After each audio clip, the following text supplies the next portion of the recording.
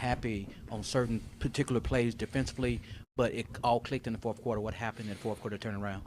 I didn't think our shift defense was really good. We made it a priority going into the game to take away the paint. Obviously, Shea had a heck of a night from the free throw line. A lot of that was just his downhill attacks, not showing crowds to him. But I thought in the fourth quarter, we just really continued emphasizing just great on-ball defense, better shift defense. We started doing a much better job showing crowds.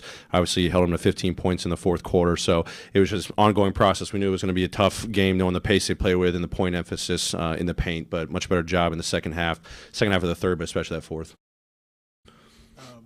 Ja passed Marc Gasol for most triple-doubles in franchise history tonight. I guess at what point did you realize he was capable of these sort of things? Oh, day one. What a special night. Huge congrats to Ja.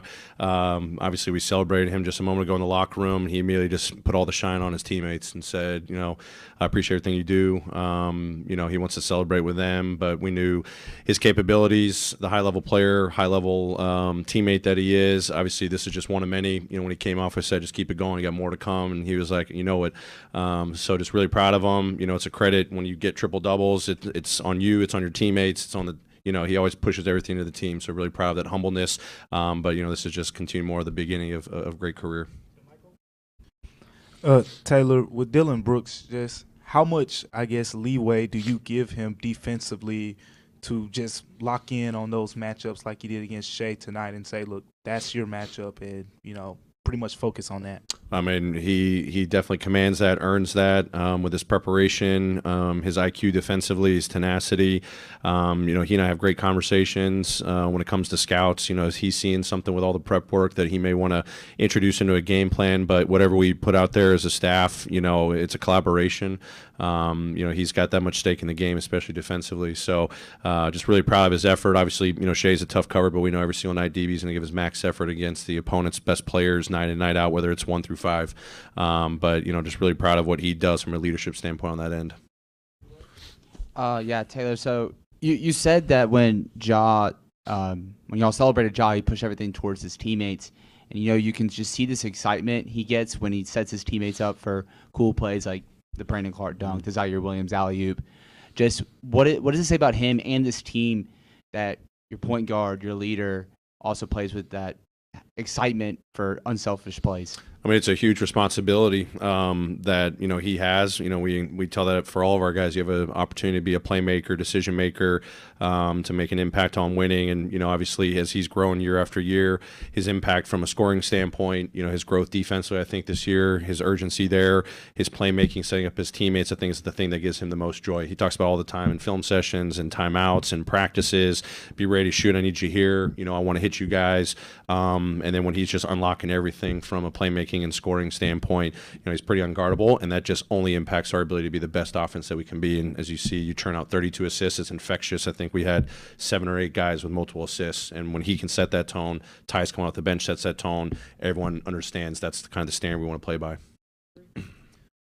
Coach, obviously Dillon Brooks got the majority of the assignment with Shea tonight, but you also threw David Roddy at him a lot tonight. What did you think about the way he handled that assignment as well? Yeah, very impressed with what D-Rod's been doing this recent stretch, his growth defensively. He's doing a really good job locking on game plans, knowing how he can use his body, laterally, keep his chest on guys, use his physicality smart, but really impressed. We knew that Shea was going to try to reject a lot of screens, and we just needed to keep bodies in front. And, D-Rod's shown that ability to guard a lot of different guys, on-ball, pick-and-roll situations, off-ball screens. He's getting a heavy dose early with this opportunity, but really impressed with the growth that he's making.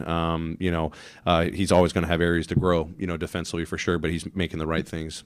And then Zaire made his return tonight. What did you think of the minutes you got from him? Great activity. He put a lot of work in over the last couple of weeks. I thought conditioning-wise, he looked good. He was running the floor well.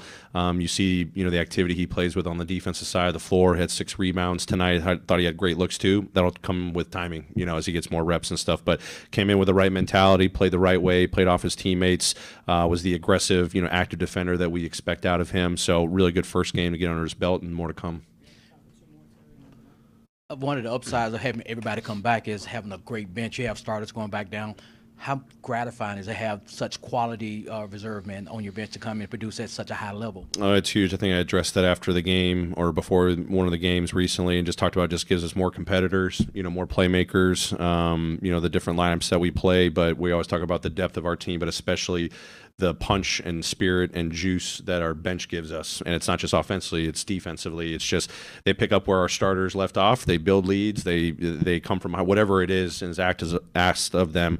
Those guys do a phenomenal job. And I think I said before the game, we just have different lineups that we'll keep playing with. But when that bench unit's playing really well, it gives us a great 48 minutes. With Jaren Jackson Jr., I think in the first quarter he didn't take a shot attempt. Was that something you noticed? And two, just how do you make sure he constantly stays within the flow of the offense with the way he's been playing dominant offensively so far? Yeah, I mean, obviously I thought they did a pretty good job, trying to front him, show crowds to him. We try to get the ball on the inside. We knew that was going to possibly be an advantage for us, but they did a good job taking that away.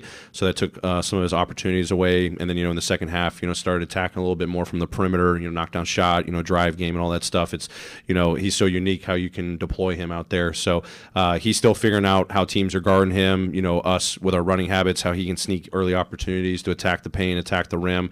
It's just a process for sure. But I thought, one of their game plans tonight was to really kind of limit him.